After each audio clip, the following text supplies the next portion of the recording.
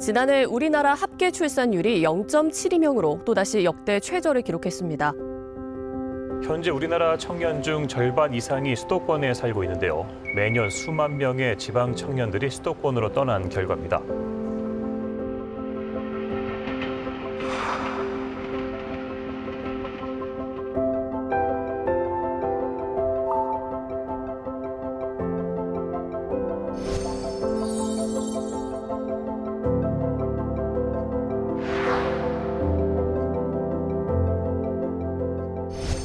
안녕하세요, 이지혜입니다. 자, 오늘은요, 우리 사회 가장 중요한 이슈이자 시급한 과제라고 할 수 있는 인구 문제에 대한 이야기 나눠볼까 하는데요. 오늘 함께 이야기 나눠주실 분들, 예, 들어오고 계시네요. 어서 오세요. 네, 안녕하세요. 반갑습니다. 반갑습니다. 네. 어서 오세요. 안녕하세요.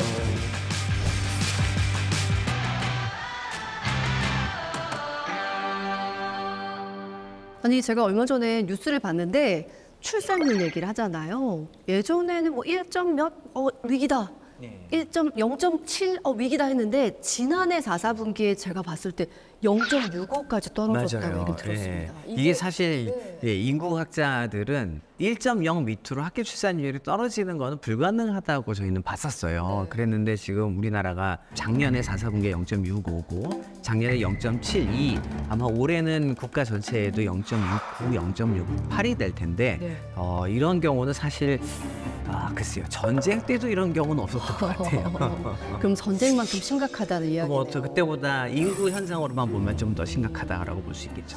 근데 출산율이 이렇게 심각하게 감소한 게 어제 오늘 얘기가 아니잖아요. 그럼 정부에서도 좀 다양한 대책들을 마련했을 텐데요.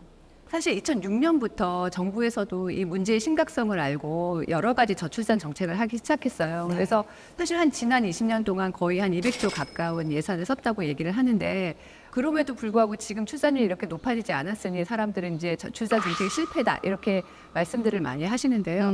꼭 그렇게 볼 문제만은 아닌 것 같습니다. 그 200조 예산 안에는 사실 고등학교 무상교육 예산이라든가 아니면 청년이나 신혼부부들을 위한 주거 지원 예산 이런 것들이 많이 들어가 있거든요. 이제 그런 예산들이 사실은 저출산 문제와 관련이 되어 있긴 하지만 그런 정책을 한다고 해서 즉각적으로 출산율이 올라가는 건 아니니까 이제 언뜻 보면 이건 이제 실패다 이렇게 이야기할 수도 있는 거겠죠. 저출산, 고령화, 정말 이런 인구 구조 문제를 우리가 너무 오랫동안 심각하다고 좀 전해 들었거든요. 그래서 이게 너무 골마가는 것 같아서 점점 더 문제 해법에 대해서 막막한 심정이 듭니다. 제작진이 저희 프로그램 제목을요, 인구 탐방이라고 정했는데 이게 우리가 직접 지역을 탐방해 가면서 해법을 모색해보자 이런 취지로 했다고 하거든요. 실제 사례를 보면서 함께 이야기를 나눠볼까 하는데요. 먼저 지역 소멸 문제를 들여다보도록 하겠습니다. 우리 양 감독님이 사실 이분이요, 인구 감소 문제에 아주 큰 도움을 주시는 분입니다. 최근에 아이도 출산하셨고. 최근에 한 달 전에 제가 태어났습니다. 그러니까 요즘 잠도 못 주무시고 힘드실 텐데 살이 뚝 빠지죠. 그래도 이런 인구 감소 문제에 대해서 뭔가 더 생각을 많이 하실 것 같아요. 네, 맞습니다. 이 문제를 해소하기 위해서 굉장히 노력을 하고 있는 지역 사례를 좀 소개해 주신다고요? 네, 지역마다 다양한 시도를 하고 있었는데요. 제가 다녀온 강원도 양양군도 지역 소멸 문제가 아주 심각했었던 지역이었어요. 그런데 최근에는 서피의 성지, 힙스터들의 성지로 자리 잡으면서 MZ세대의 핫플레이스로 떠올랐습니다. 그 뒷이야기 한번 같이 보시죠. 좋습니다. 우리가 양양에서 지역 소멸의 문제, 해법을 찾을 수 있을지 함께 들여다볼까요?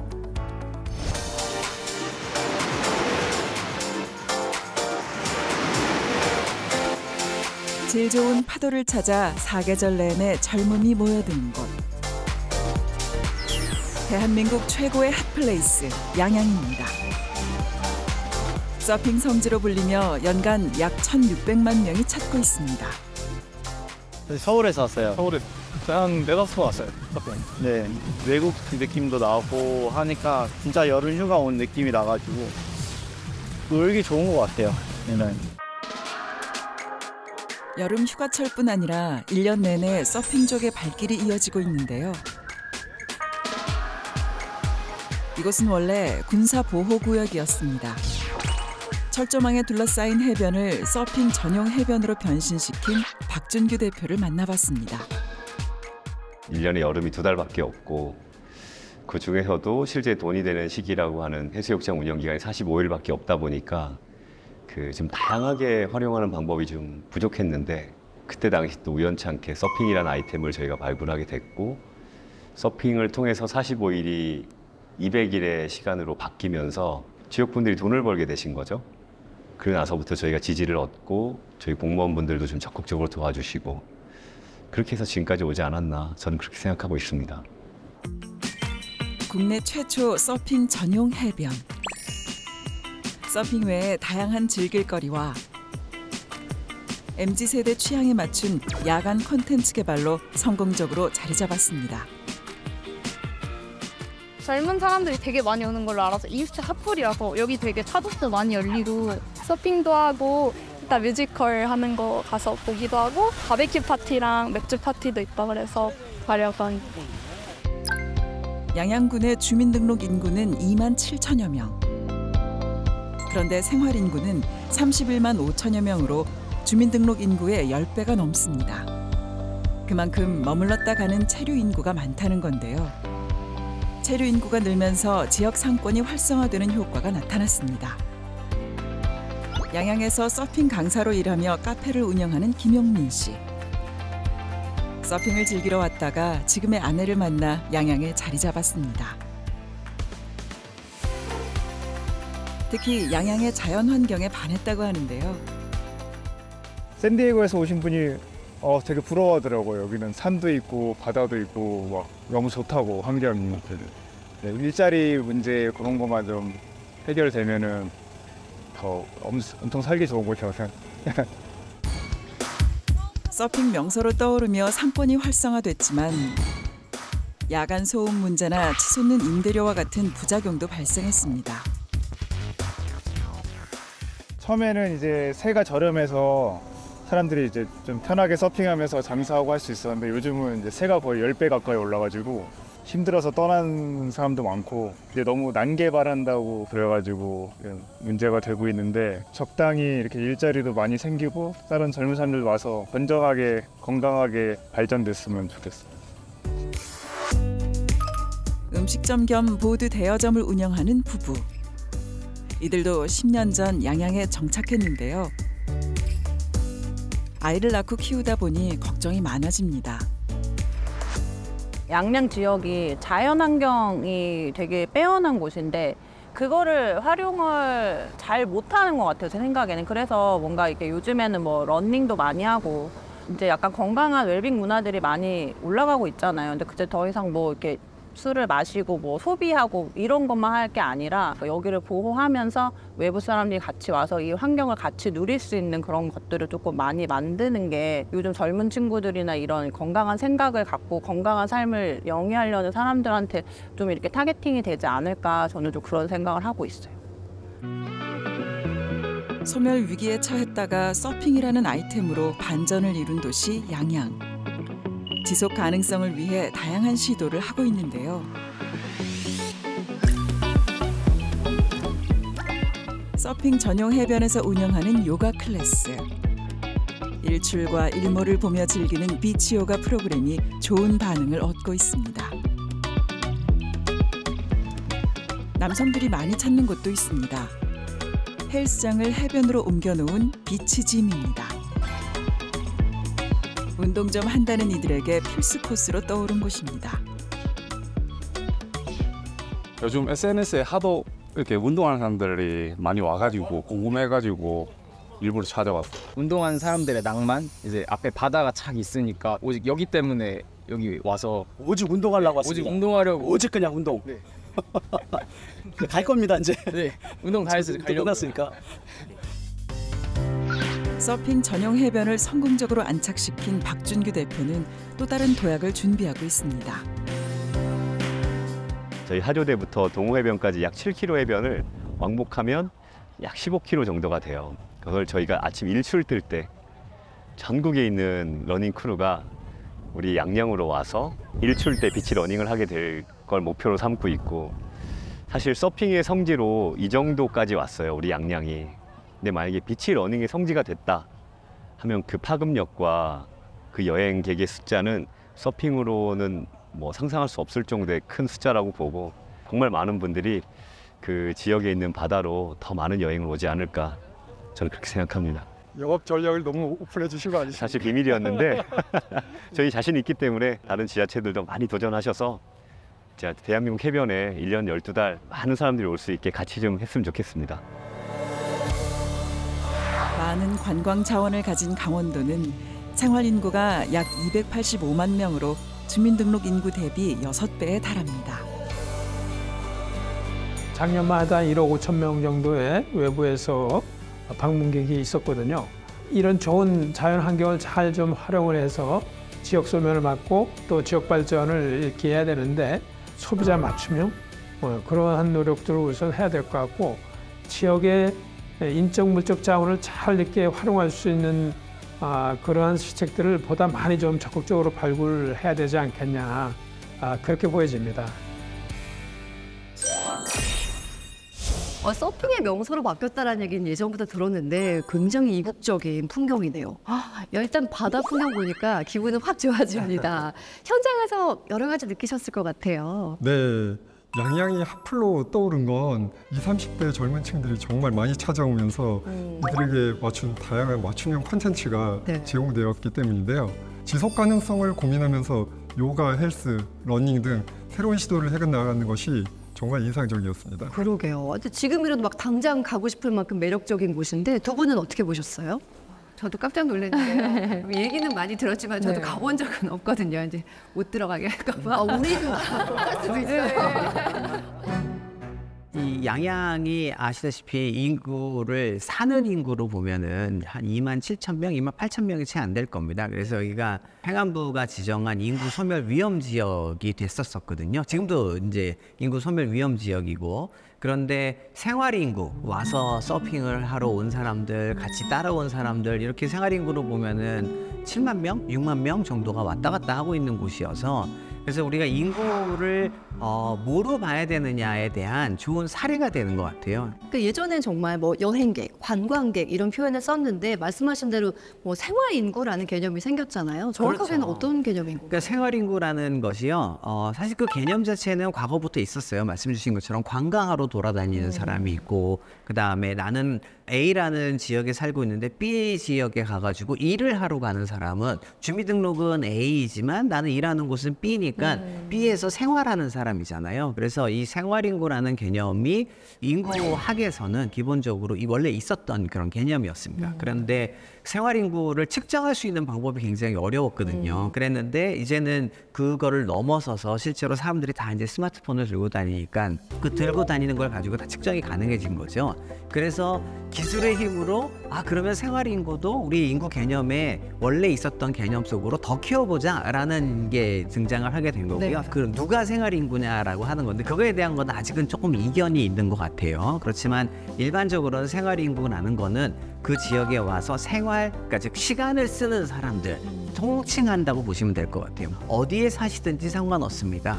우리 지역에 와서 시간을 써주세요의 개념으로 가는 거라서 이게 국가의 정책에도 굉장히 큰 변화를 가져올 것으로 생각이 들어요. 시간과 함께 돈을 쓰는 인구. 그러니까 이를테면 저희가 여기서 파주에서 녹화를 하고 있는데, 뭐 서울이나 뭐 다른 지역에 살고 있지만 파주 와서 샌드위치 하나 사 먹으면 우린 파주의 생활 인구가 되는 거네요. 우리가 지금 금방 본 사례에서도 거기에 결국은 그냥 생활 인구로 왔다가 정착한 부부들의 사례가 나왔었잖아요. 그러니까 생활 인구로 살다가 또 이곳이 마음에 들고 이렇게 사는 라이프 스타일이 마음에 들어서 정착하는 사람들이 생기고 나면 결국은 장기적으로 봤을 때 그 지역의 인구 구조의 변화에도 조금은 기여할 수 있을 거라고 생각합니다. 인구 감소 문제가 너무 심각해져 가다 보니 지역에서는 정말 생활 인구를 늘리기 위한 여러 가지 좀 시도가 이루어지고 있을 것 같아요. 네, 그래서 생활 인구를 유치해서 뭔가 소득으로 연결시킨 지역 사례들을 취재해봤습니다. 네.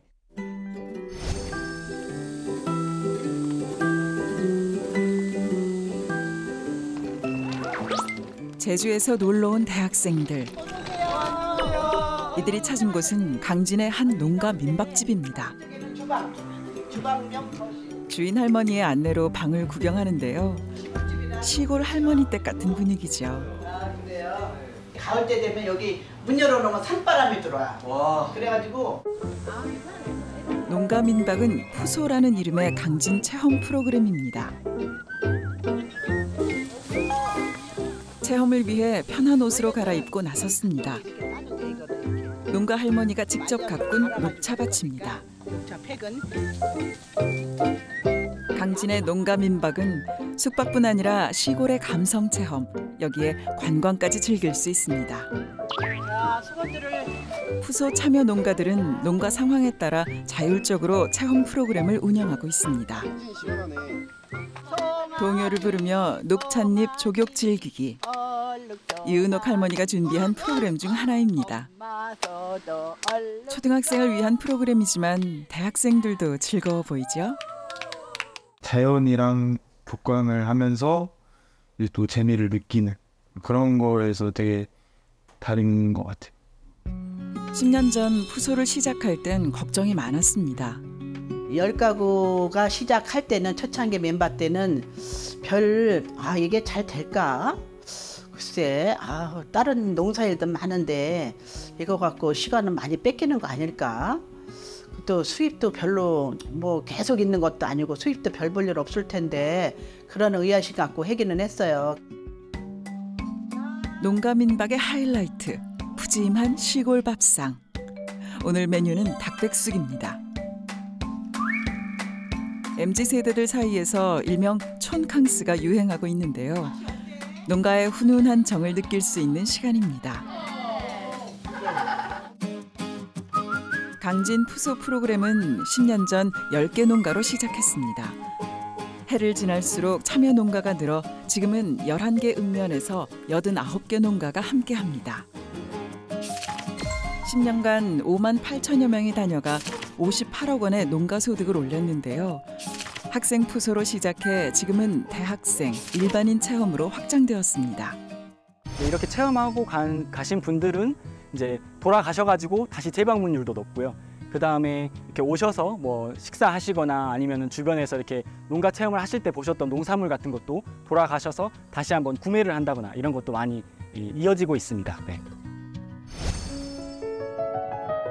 사람들이 자주 찾아와 오래 머무는 도시. 지방 소도시들의 바람일 텐데요. 경북 문경에 자리한 이 집은 옛 대장간을 리모델링한 숙소입니다. 기둥과 석가래를 남겨 고풍스러운 느낌을 살렸습니다. 서울 광고대 행사의 팀원들인데요. 일과 휴가를 함께 즐기는 워케이션 중입니다. 저희 회사는 22년도부터 금년도까지 총 4회차로 워케이션 왔었는데 팀워크를 좀 더 향상시키기도 하고 신규 인원들이 좀 많이 증원됐을 때 그럴 때마다 좀 더 리프레시하기 위해서 일단은 주변 풍경부터 다르고 업무 시간 외에도 이제 나가서 이제 근처 인근의 카페를 간다거나 밥을 먹을 때도 조금 더 경험이 색다른 것 같아서 저는 좋아하고 있습니다.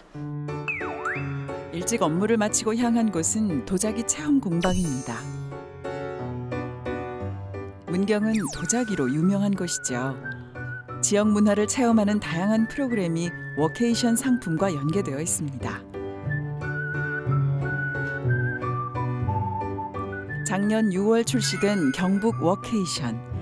하반기에만 1,500여 명이 이용하면서 체류형 관광 상품으로 자리 잡았습니다. 처음에 오실 때는 일을 하러 오셨다가 나중에 이제 돌아가시고 난 다음에 이제 2차, 3차 이렇게 N차 방문이 이어지시는데 그때 이제 가족분들하고 또는 지인분들하고도 많이 오시는 거예요. 그 스타트업 같은 경우는 전체가 다 오시는 그런 경우도 좀 많은 거 보니까 저희가 이제 생활 인구 측면에서 굉장히 순기능 역할을 하고 있고 충분히 메리트가 있다고 그렇게 생각을 하고 있습니다. 워케이션과 전남 강진의 푸소에 대해서 함께 알아봤는데요. 전 사실 처음 푸소라 그래서 뭐 한우의 개량화된 종류인가 강진 소가 유명했나 이랬는데 Feeling up, stress out 의 준말이네요. 저도 가보고 싶은데요. 교수님 어떻게 보셨어요? 네. 사실 요즘 MZ 세대들은 촌캉스라고 하는 것도 많이 하잖아요. 네. 어렸을 때 할머니 댁에, 시골에 있는 할머니, 할아버지 댁에 가본 경험이 있는 친구들도 있고, 아니면 아예 사실은 아까 수도권에 태어나서 그런 경험이 한 번도 없는 사람들도 있을 텐데, 저런 시골 민박집에 가서 그런 것들을 경험하고, 그걸 아예 이 강진에서는 사업으로 만들어서 한 것 같아요. 네, 생활 인구를 늘리기 위해서 지자체들이 워케이션에도 관심을 기울이고 있다고 하는데, 워케이션, 그러니까 뭐 워크와 베이케이션인 거잖아요. 이게 어떻게 시작이 된 건가요? 워크와 베케이션을 합쳐서 워케이션이라고 하는데요. 네. 사실은 시작된 지는 조금 오래됐습니다. 미국에서 시작됐다고 하는데 본격적으로 활성화된 것은 아마 코로나 이후에 활성화된 것 같아요. 그러니까 아까 이제 생활인구 말씀하시면서 우리가 거기 가서 시간을 쓴다 이렇게 말씀하셨는데, 사실 어떻게 보면 시간도 유한한 자원이거든요. 하루에 24시간밖에 없는데 그걸 어떻게 효율적으로 쓸 것이냐, 그런 개념에서 나온 것 같아요. 최근에 좀 확산이 된 게 제가 볼 때는 크게 두 가지 요인이 아닐까 생각이 들어요. 하나는 결국 과학기술의 힘인 것 같습니다. 리모틀리 있어도 이 일이 가능하도록 만든 거는 결국에는 뭐 IT 기술의 확산, 그다음에 통신 기술의 확산이잖아요. 그래서 과학기술이 하나가 있을 거고, 또 하나는 세대인 것 같아요. 아까도 밀레니얼이라는 이야기를 했는데, 밀레니얼 세대가 갖고 있는 특성이 기존에 있었던, 그러니까 기성세대들은 일은 당연히 다 같이 모여서 각 잡고 앉아서 하는 게 일이지라는 생각을 하고 있었는데, 이 밀레니얼들이, 전 세계의 밀레니얼들이 굉장히 비슷한 특성들을 서로 공유를 하는데, 그중에 하나가 자유로움이잖아요. 그래서 이 자유로움 속에서 나는 일을 다 할 수도 있고, 그런데 과학기술의 힘이 있어? 그리고 굳이 내가 왜 반드시 내 책상에 앉아서 내 서울에 있는 오피스에서만 해야 돼? 라는 그런 생각들이 더 나타나게 되었고, 그게 우리나라에서 지금 뭐 워케이션이 전국적으로 확산되고 있는 그런 계기가 된 게 아닐까요? 그런 생각이 들고요. 이게 아마 지자체들이 앞으로 좀 더 많이 워케이션을 하고 싶어 할 것 같아요. 근데 이 인구도, 그러니까 문제가 아니라 활용의 대상이라면, 인구가 너무 적어져서 거기서 적어진다는 건 결국 사는 인구가 줄어드는 거잖아요. 사는 인구가 줄어들게 된 거를 인구를 다른 개념으로 활용한다면 이 지역 자체를 인구랑 같이 어떻게 바꿀 수 있느냐, 이거를 고민할 수 있는 그런 지점이 생기게 되는 거죠. 그러니까 인구 감소로 위기에 처한 지역들이 정말 고민이 많아질 것 같은데요. 그러니까 사람이 다 빠져나가잖아요. 그러면은 빈집들이 많이 남아 있는 건데, 그러니까 보기에도 안 좋고, 이게 좀 문제가 많이 될 것 같아요. 예, 국토부가 발표한 거를 보면 2022년의 기준으로 1년 이상 방치된 빈집이 우리나라에 13만 호가 넘는다고 하거든요. 네. 근데 사실 이게 일시적으로 비어 있는 게 아니라 1년 이상 장기적으로 비어 있으면 사실 범죄에 활용될 수도 있고, 그 지역에 오려고 하는 사람들도 이 지역이 되게 뭔가 관리되지 않는 지역이라는 느낌을 주면 새로운 인구를 유입시키는 데 또 장애물이 될 수도 있거든요. 그렇죠. 귀신 나오는 데잖아요. 우리 늘 얘기하는 폐가. 근데 이렇게 빈집들이 늘어나면은 정말 지역 분위기가 안 좋을 것 같아요. 그래서 이 빈집 문제가 사실 우리나라만의 문제는 아니잖아요. 이게 농촌 지역에서 사람이 줄어들고, 근데 어바니제이션, 도시화가 이루어지는 거는 사실 전 세계가 다 동일한 현상이어서, 이 빈집 문제가 나타났던 곳은 여러 군데가 있습니다. 특히 뭐 일본은 당연하고, 그 다음에 유럽에서도 저출산 문제가 심각하게 먼저 나타난 나라가 이태리거든요. 그래서 이 이태리도 지방에 빈집 문제가 생겼고, 그래서 그걸 어떻게 극복을 할까 하다가 1유로 프로젝트라는 빈집 재생 사업을 시작을 했대요. 평당이요? 아니요, 집 하나. 채? 네. 잠깐만, 1유로면 그러면 뭐 1,400원, 1,500원이면 지금도 저 한 10채 살 수 있을 것 같은데.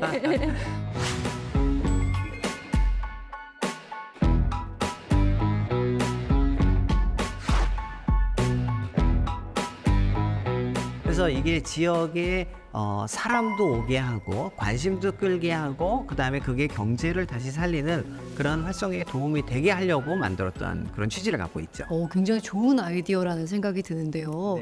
우리나라도 빈집 활용 방안을 좀 고민하고 있을 것 같거든요. 예, 지자체 차원에서 빈집 활용을 고민하거나 빈집 재생 사업을 시도하는 스타트업도 많이 늘고 있습니다. 네.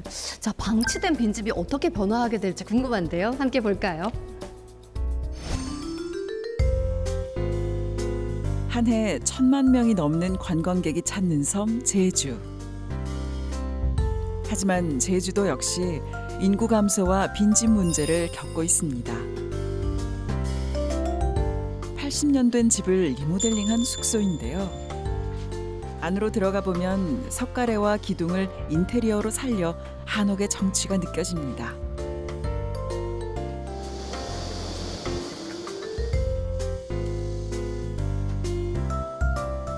고즈넉한 풍경 속에서 여유를 찾고 싶은 이들이 이곳을 찾습니다. 아무리 고급 호텔에 가서 쉬어도 받지 못하는 평안감 같은 것들이 있어요. 평화로움. 이 집들 자체가 되게 오래되어 있던 빈집들을 재생해서 만들어낸 공간이거든요. 그러다 보니까 옛집의 정취 이런 것들도 있고 제주집이 갖고 있는 특유의 이제 안정감들이 있어요. 뭐 정원이라든지 이런 것들도 잘 꾸며져 있고 하다 보니까 좀 와서 쉬는 데 있어서 온전히 이제 좀 외부하고 단절돼서 좀 쉬기 좋은 여건을 좀 많이 갖추고 있는 것 같습니다. 버려지고 방치된 빈집을 고쳐 여행객에게 빌려주는 건 한 빈집 재생 스타트업의 아이디어입니다. 현재 제주 8개 마을에서 11개의 빈집을 재생해 숙소로 활용하고 있습니다. 그중 애월읍 봉선리에 자리한 집으로 가보겠습니다. 긴 돌담길에 둘러싸인 집인데요. 돌담을 따라 걷다 보면 마당 넓은 집을 만날 수 있습니다. 네, 이 집입니다. 저희 회사에서 진행했던 3번째 프로젝트로 만든 집입니다. 처음에 이 빈집을 봤을 때 저희도 당황스러웠어요. 야, 이 집은 안 되겠다는 생각이 많이 들었었는데 실제로 마당을 들어서면서부터 와 하면서 뭔가 좀 가꿔지지 않은 그런 정원 같은 느낌이 들어서 저희가 이 집을 선택을 했고요. 커튼 한번 열어주시겠어요? 반대편으로. 네. 이 집의 백미는 거실에 접이식 창을 열어야 확인할 수 있습니다. 정원을 바라보며 여유를 즐기는 공간입니다. 이렇게 앉아서 커피 마시거나 차를 마시거나 해서 비가 와도 좋고 비가 안 와도 좋은 그런 공간을 만들어요. 너무 좋은 공간입니다. 네. 그 빈집을 저희가 10년 이상 무상 임대하는 방식으로 시작을 했었거든요. 즉 그 이전에는 빈집을 바라보는 시각들이 매입이나 그 다른 방식 외에는 뭐 생각을 못 했었는데 갑자기 장기 무상 임대라는 방법으로 거기다가 관계 인구, 즉 와서 여행하고 숙박할 수 있는 그런 공간을 만들어서 처음에는 많이 좋아해 주셨지만 실제로 이 빈집을 가지고 숙소로 운영한다는 제도가 없었기 때문에 주무부처의 반발이 있어서 저희가 중간에 사업을 중단하기도 했습니다. 농어촌 민박업 조건에 어긋난다는 건데요. 현재는 규제 특례로 지정돼 사업을 이어가고 있습니다. 지금 현재는 제도가 시행되기 전에 시범적으로 실증을 하는 단계에 있습니다. 즉 행정을 대신해서 저희가 먼저 시범적으로 민간기업에서 이 제도에 부합하는지 혹은 제도가 시행이 됐을 때 어떤 문제점은 없는지 그런 실증 단계를 밟고 있습니다. 국토교통부 조사에 따르면 제주도에 버려진 빈집은 약 1,900채에 달합니다. 문제는 고령화로 노인 인구가 늘면서 앞으로 빈집이 더 증가할 수밖에 없다는 사실입니다.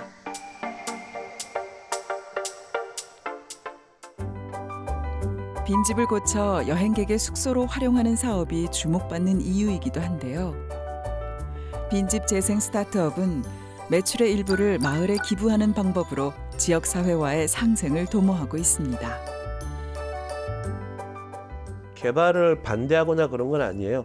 당연히 필요한 개발들은 해야 되는데 이런 오래된 것들이 자꾸 없어지다 보면 좀 어떤 상실감이 생길 것도 같고 이런 오래된 것들을 좋아하는 경우도 많을 테니까 마을과 동떨어진 대규모 리조트에서 새로운 상권이나 새로운 걸 만들기보다는 기존에 있던 마을에서 뭔가 또다시 여러 가지 프리팀들이 일어나는 게 더 좋지 않을까 생각을 하고요. 이번엔 전라남도 강진으로 가보겠습니다.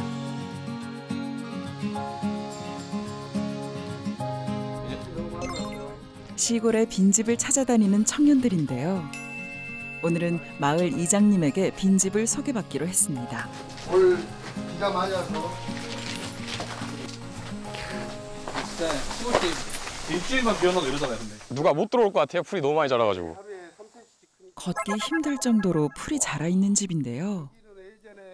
오랜 기간 사람의 손길이 닿지 않은 채 방치돼 있었습니다. 네, 막내 딸이 제 동창이었거든요. 이제 그럼 여기 지금 빈집인가요? 예, 비어 있는 지 이제 엄청 오래됐죠. 몇십 년 된지도 기억이 안 나요. 한 30년 됐어요. 30년 동안 비어 있어요. 30년 너무 훨씬 넘고.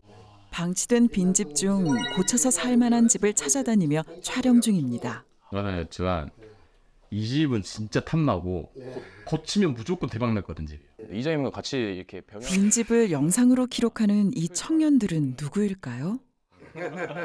뽐내는 집안이 이들은 시골 빈집을 소개하는 영상 크리에이터로 43만 명의 구독자를 보유하고 있습니다. 그 집이 폐가 되기 전에 누군가 살았던 행복 있는 집이라는 걸 알고 나니까는 그게 인지가 되고 나니까 이 집에 대해서 조금 어떻게 보면 사람들이 그런 추억과 아름다운 기억을 떠올릴 수 있는 콘텐츠이지 않았을까라는 생각도 들면서 지금은 조금 이제 콘텐츠적으로 좀 보물 같은 느낌이 드는 그런 집으로 보이고 있어요, 빈집들이. 김현우 씨가 작업할 때 지내는 이 집도 빈집을 리모델링한 4도 삼촌 스테이 하우스입니다. 강진군에서 무료로 임대해준 집인데요. 대신 강진을 알리는 재능 기부를 하고 있습니다. 그래서 저희가 5도 2천 하고 있는 공간이고 시골집을 찾기 위한 약간 베이스 캠프 같은 곳입니다. 강진군은 버려진 빈집을 재생해 4도 삼촌 스테이 하우스, 강진 살아보기와 같은 프로그램에 활용하고 있습니다. 또한 강진에 정착하는 청년을 위해 월세 10,000원 주택도 운영 중입니다.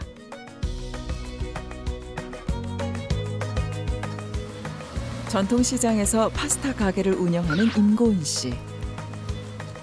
4도 삼촌 스테이로 강진에서 지내다 정착까지 하게 됐습니다. 강진과 인연을 맺게 해준 특산물이 있는데요. 쓴맛이 강한 채소, 여주입니다. 1등 했어요, 저희. 어머, 잘하셨다. 여주 생산 농가와 계약해 여주로 피클을 만드는 사업도 운영 중입니다. 지금 한국에서 나는 모든 지역의 여주를 다 제가 사가지고 지역별로 나눠서 이제 여주 피클을 담가봤었거든요. 근데 그때 담갔을 때 여주가 강진 여주가 제일 맛이 좋았어요. 여주 때문에 내려온 강진에 정착해 지금은 월세 10,000원 주택에 거주하고 있습니다. 이게 건여주가 이렇게 바뀐 거예요. 그죠. 서울에서 태어나서 서울에서 계속 30년 넘게 살았다 보니까 서울을 벗어나는 게 조금 두려웠어요. 근데 사도 삼촌 통해서 내려와서 살아보니까 나는 서울 사람이지만 시골 생활을 해도 나쁘지 않겠구나 해가지고 오히려 여기 오니까 제가 할 수 있는 일이 굉장히 많더라고요. 그래서 조금 만족한 시골 라이프를 즐기고 있습니다.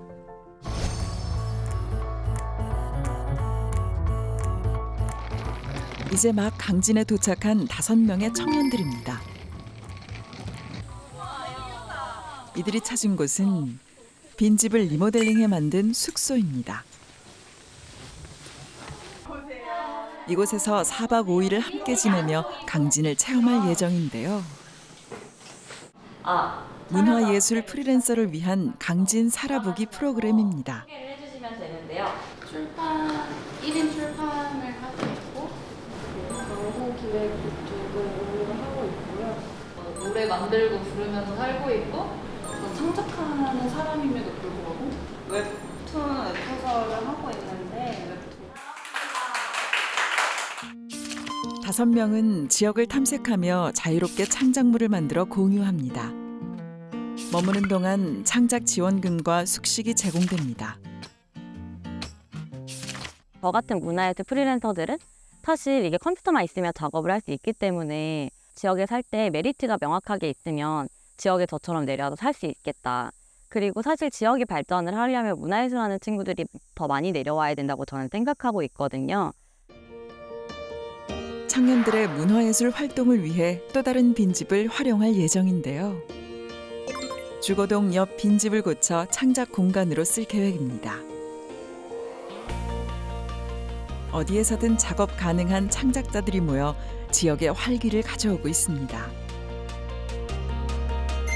강진 살아보기를 경험한 청년들이 강진을 바꾸고 있습니다.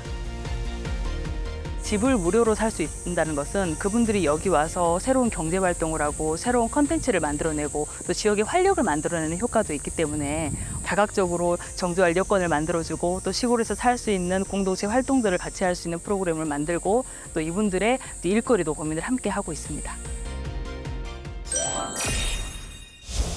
야, 빈집 재생이 단순히 주거지로서의 역할뿐만이 아니라 뭐 청년층을 유입하는 데도 굉장히 중요한 역할을 하고 있는 거네요. 청년들이 스스로 모여서 자신들이 필요한 걸 좀 찾아내고 만들어내고 또 지자체는 그걸 옆에서 지원하고 또 지역 주민들하고도 같이 네트워크를 만들면서 이렇게 상생하는 모델을 만드는 것이 사실 그런 것들이 다 성공의 요인이 아닌가 생각이 들어요. 청년만 되는 거죠? 몇 살까지 청년이? 글쎄요. 네. 청년의 기준도 다양합니다. 이게 엄청나는데. 청년 무슨 기본법이죠. 네, 거기에 따르면은 19세에서 34세까지로 되어 있는데, 근데 또 주택과 관련돼서는 34세의 주택 구하기는 너무 힘들잖아요. 그래서 그건 또 39세로 돼 있는 것도 있고, 또 강원도 어디에 가면은 청년이 왜 30대까지만 있냐? 우리는 40대도 청년의 일을 한다 그래서 49세인데도 있습니다. 그래요. 네. 근데 청년들한테 뭔가 기회가 주어지는 건 참 바람직한 것 같아요. 그렇죠. 예. 근데 강진도 그렇고 제주도 그렇고 빈집, 버려진 빈집이 많아지면 많아질수록 사실 그 지역 커뮤니티 자체가 버려지게 될 가능성이 큰 건데, 거기에 사람이 오게 만든 거거든요. 우리 옛날에도 그런 거 있었잖아요. 사람 손이 닿아야 그래도 뭔가 이 사람 냄새가 난다 그러는데, 그렇게 되지 않았던 곳을 그렇게 만들었다라는 게 이제 첫 번째 의의가 있을 거고요. 두 번째는 주민등록 인구만을 가지고 생각했으면은 불가능했었던 사업들이었는데, 이게 생활 인구의 중요성이 커지면서 그렇구나, 여기에서 반드시 거주하지 않더라도 여기에 많은 사람들이 왔다 갈 수 있도록 만드는 것이 우리 지역사회에 좋겠구나라는 거를 지역사회에서도 이제는 인지를 하고 있다는 거거든요. 그래서 결국에는 생활인구가 증가를 하면 그게 또 주민등록 인구를 늘릴 수 있는 기회도 만들 수가 있어서, 그래서 일석이조의 그런 기능을 한다고 생각이 듭니다. 여러 가지 뭐 규제들을 유예해 주는 것도 굉장히 활성화하는 데 도움이 될 것 같아요. 그럼요. 지금 뭐 지자체들이 가능하면 생활인구와 관련된 것들은 규제도 많이 낮춰주고 있고 지원도 굉장히 강화하고 있고, 그리고 뭐 많은 곳들에서는 저런 사업을 할 수 있도록 스타트업들을 도와주는 그런 인프라를 깔고 있는 것으로 알고 있습니다. 아무래도 청년들이 이렇게 아이디어가 반짝이니까 새로운 시도를 많이 하는 청년 스타트업을 좀 적극적으로 유치하는 지자체도 많이 있다고 들었습니다. 네, 인구 감소 위기를 청년 창업으로 돌파하려는 지자체들이 정말 많이 늘고 있습니다. 네, 청년 창업가들이 지역에 어떤 변화를 가져왔을지 함께 만나볼까요?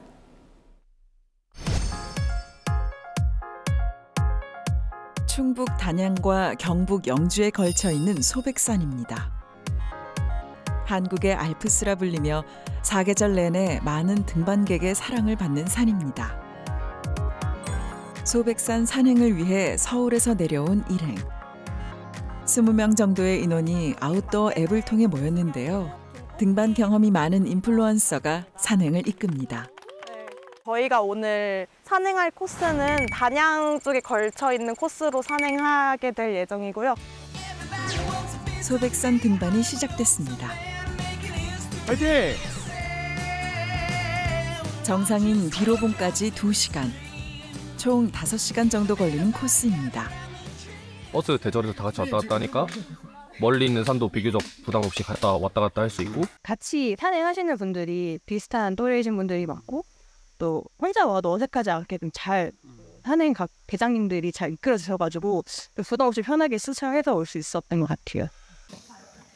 아웃도어 앱을 통해 누구나 원하는 산행에 참여할 수 있습니다. 이제 처음 온 분들이랑도 서로 소통하면서 친해지고 하면서 좀 더 즐겁게 등산을 할 수 있는 장점이 있는 것 같습니다. 26번째? 와. 네. 매번 다른 산으로 계속 한번 가보고 있어요. 이제.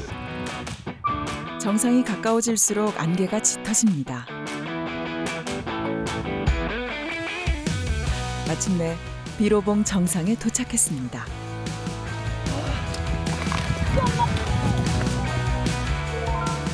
해발 1440m에 자리한 소백산 비로봉입니다. 안개 낀 거대로 운치가 있는 것 같아서 나쁘지 않은 것 같고, 또 이제 다음에 한 번 더 꼬셔서 데려가 보고 싶네요. 날씨 맑을 때? 유저분들이 등산으로 하러 왔다가 이 지역 좋다, 가족들이랑 다시 와야지 뭐 하고 하면은 되게 보기 좋아요. 소백산 완전 성공!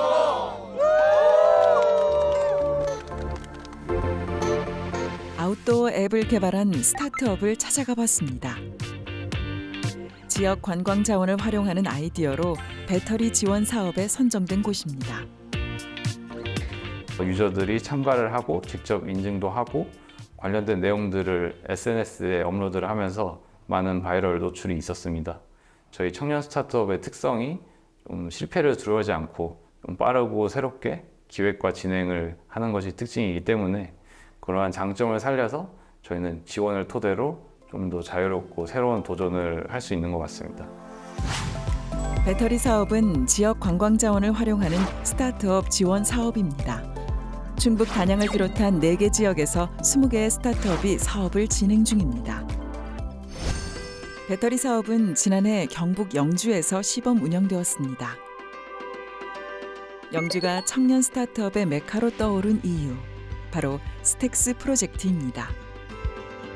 2021년부터 3년간 민간 기업과 지자체, 스타트업 투자사가 모여 청년 사업을 지원했습니다. 제일 중요했던 게 이들이 지금 하고 있는 사업이 영주의 자원과 잘 연결되나? 이거였어요. 기업들도 영주에서 사업을 정말 하고 싶은 마음이 있는가? 그들이 영주 자원과 연결됐을 때 정말 잘 성장할 수 있는가? 이 두 가지가 좀 가장 컸던 것 같습니다. 영주 중앙시장. 이곳에 자리를 잡은 스타트업이 있습니다. 스택스 프로젝트의 지원을 받아 시장 안에 양조장을 만들고 영주 사과로 만든 증류주 출시를 준비하고 있습니다. 저희네 영주 특산물인 이제 사과랑 포도로 증류주를 만들고 있고요. 브랜디라는 주종입니다. 그 사과 원물을 그대로 가지고 오는 게 아니라 농민들이 그 비등록 과일로 만들어 놓은 즙을 받아와서 와인을 만드는 작업을 먼저 하고요. 영주를 술의 도시로 만들고 싶다는 박진성 대표.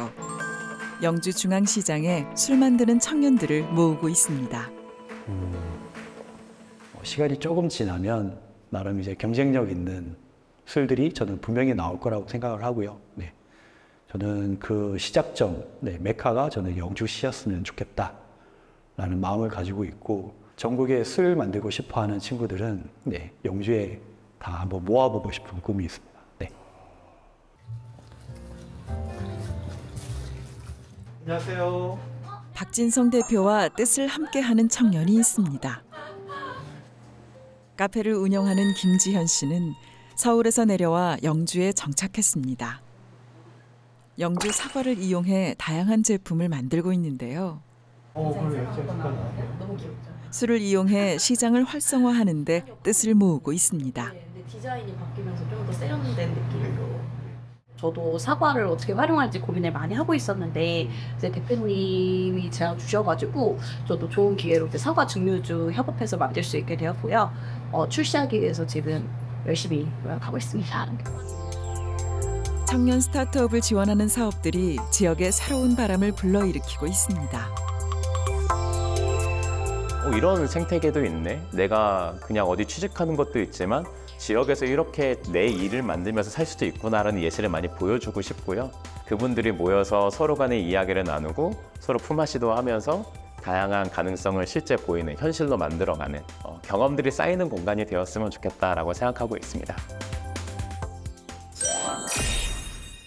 그런 얘기 들은 적이 있어요. 위기 상황을 만났을 때 없는 걸 개발하려고 하지 말고 있는 걸 잘 활용할 생각을 해라. 근데 실제로 지역의 뭐 자원을 활용한 스타트업을 보니까 여러 가지 생각을 하게 되는데 보시니까 어떠세요? 예, 아니 청년들이 이렇게 사실은 연고도 아닌 곳에서 이렇게 지역의 자원들을 발굴하고 그거를 비즈니스화하는 거잖아요. 그러니까 정부 주도에서 이제 벗어나서 이렇게 민간 기업과 연결이 된다든지 아니면 이거 자체가 지속 가능성 있는 어떤 사업으로 연결된다라는 것이 정말 인상적인 것 같습니다. 네. 이 지역에 있는 기업들이 겪는 문제 중에 아마 제일 힘든 게 그 인력 채용일 것 같아요. 근데 수도권에 자리 잡고 있는 산업체들을 보면 IT나 반도체나 청년들이 공부를 많이 했고 가고 싶어하는 그러니까 전공을 살려서 가고 싶어하는 그런 일자리들이 아무래도 수도권에 더 많이 몰려 있고 반면에 전통의 제조업이라고 이야기하는 뭐 자동차, 조선화학 뭐 이런 산업들은 아무래도 지방에 그건 뭐 장치 산업이니까 옮기기가 쉽지 않으니 더 지방에서 시작했고 지방에 남아 있을 수밖에 없고요. 이런 것들이 있는 데는 2030의 비중이 굉장히 낮습니다. 그러니까 결국에는 우리 앞으로 국가가 성장하는 데 있어서 우리가 부가가치를 더 많이 생산할 만들어낼 그런 산업군들이 어디냐 하면은 결국에는 연구개발 쪽일 텐데 결국에는 2030 중심으로 갈 수밖에 없고 그거는 수도권에 있거든요. 네. 자, 그렇다면 지역 인재의 수도권 유출 현상에 대해서 지자체는 어떻게 대처를 하고 있는 걸까요? 부산은 광역시 중 처음으로 소멸 위험 단계에 진입한 도시입니다. 부산을 떠난 인구를 연령별로 살펴보면 20, 30대의 비율이 가장 높아 청년 유출에 대한 우려가 높은데요. 이런 흐름과 정반대로 움직인 기업이 있습니다. 부산 기장군에 자리한 전력 반도체 중소기업입니다. 2020년 경기도 부천에서 부산으로 회사 전체가 이전해 왔습니다. 반도체 기업으로는 이례적인 일입니다. 저희가 1호 기업으로서 내려오게 된 계기가 부산시가 집중적으로 유치 및 투자를 진행하고 있기 때문에 실질적으로 저희가 전체 한 300억 정도를 투자를 했고요. 한 38억 정도를 지원을 받았습니다. 이전을 결정하고 50명의 직원 중 35명만 부산으로 함께 옮겨왔습니다. 추가로 필요한 인력은 부산 지역에서 채용했습니다. 실질적으로 이제 정주 여건이 많이 이제 좌우지됩니다. 이제 그게 무슨 말이냐면 타지에서 오게 되면 이제 기숙사라든가 모든 제반 시설을 제공해야 되는데 중소기업이 그렇게 할 여력이 많지는 않습니다. 우선적으로는 부산에서 출퇴근할 수 있는 인원으로 저희가 우선 뽑고 부산에 자리 잡은 후 지역의 반도체 전문 인력 양성에 적극적으로 참여하고 있습니다. 특히나 전력 반도체 특화 단지가 됐기 때문에 이 부산 쪽에서는 전력 반도체 좀 더 치우쳐가지고 인력 양성을 하고 있고요. 거기 회원사의 이제 대표님들, 어떤 기술자들이겠죠. 그런 분들이 직접적으로 공유 대학이라든가 같은 또 일반 대학에서 반도체 강의가 있다 하면 강의를 해주고 그렇게 함으로써 학생들을 하나하나 둘씩 이렇게 가르쳐 나가고 있는 중입니다. 정부와 지자체가 나서 부산 기장군 일대를 전력 반도체 산업단지로 육성하고 있습니다. 국비 400억 원가량을 투입해 연구개발과 기업 지원이 이루어질 예정인데요. 문제는 전문 인력의 확보입니다. 지역으로 오라고 수도권의 기업들하고 얘기를 해보면 크게 두 가지를 그 사람들이 아쉬워합니다. 하나는 지역의 인프라, 예를 들어서 뭐 물 관련, 전기 같은 거죠. 두 번째는 쓸만한 인재가 수도권에 많고 지역에는 없다라고 기업이 또 얘기를 하고 있어요. 그래서 인프라 쪽은 사실 지자체에서 할 일인 것 같고요. 대학에서는 인원이 없다, 인재가 없다고 하면 이건 우리 책임이잖아요. 그래서 쓸만한 인재가 없다라는 말이 안 나오게 하자. 지역 내 대학들이 뜻을 모아 파워 반도체 인재 양성 공유 대학을 만들었습니다. 부산에 자리한 반도체 기업들도 인재 양성 프로그램에 참여하고 있습니다. 첫 해 사업 결과 304명이 교육 과정을 수료했고 8명이 반도체 관련 기업에 취업했습니다. 그렇게 해서 이제 인재를 우리가 양성해 놓고 또 지자체는 인프라를 잘 갖춰 놓으면 그러면 이제 기업 입장에서는 수도권에서 해도 좋은데 부산에 와서 해도 좋다. 그런 기업이 점점 많아지면 그것이 지역이 사는 길이 되지 않을까. 저는 그렇게 생각합니다.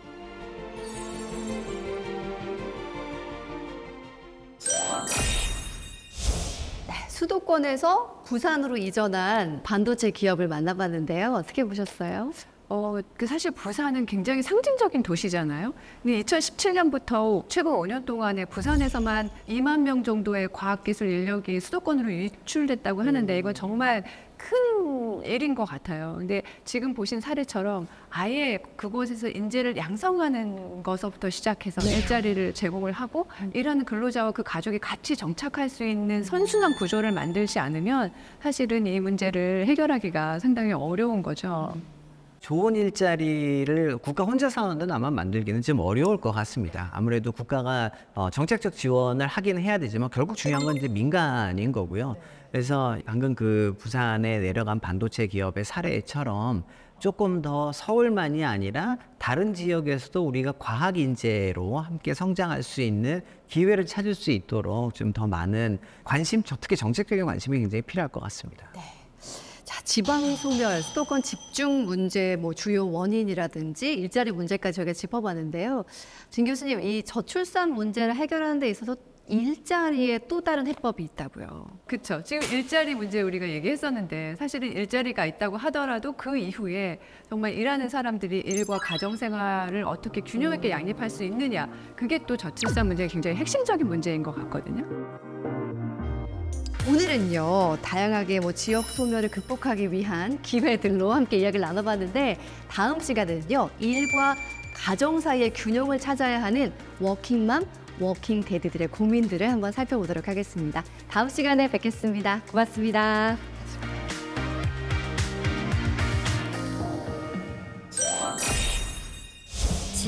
워킹맘으로서 아이랑 시간 못 보내는 게 굉장히 자책감도 들고, 육아에만 전념하려고 퇴직을 하기에는 현실적으로 부딪히는 문제들이 너무 또 많거든요.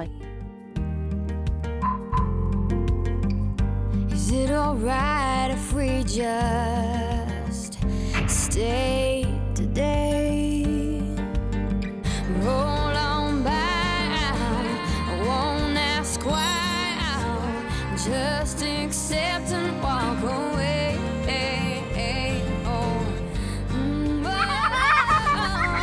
아, 장난감 좋거든. 아까 진짜 조금 묻은 줄 알았어. 당연히 해야 되는 것처럼. 네.